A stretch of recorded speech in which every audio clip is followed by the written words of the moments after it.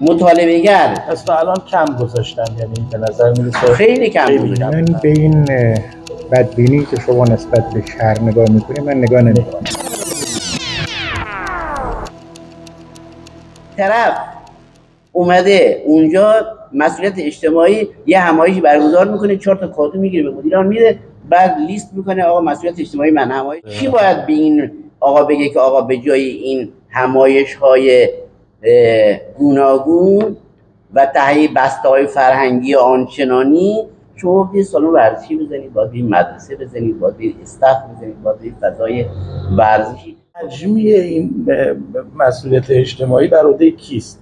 استاندار باید این کارو کند یا واقعا نمایندگان؟ استاندار به عنوان مجری، بله. نمایندگان به عنوان ناظر، چه نمایندگان پارلمان محلی، مطالبه‌گر از تا الان کم گذاشتن، یعنی به نظر میرسه خیلی کم گذاشتن.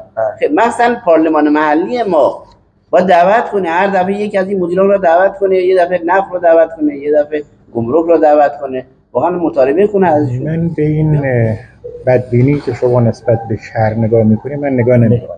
شرایط تغییر در این مبلمان رو ما داریم میبینیم، از نوار ساحلی گرفته تا برسه مثلا به پل‌هایی که در سطح شهر اختصاص پیدا کرده به عبور و مرور مردم.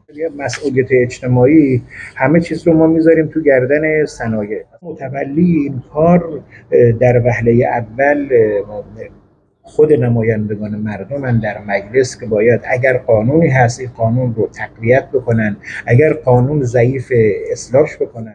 به استانداری نه به عنوان مجری، به عنوان یک نهاد حاکمیتی بیاد و شهرداری که مجری این کار هستش در حوزه مبلمان شهری و در حوزه‌های دیگه دستگاه متولی خودش ورود بکنن و کارو پیش ببرن.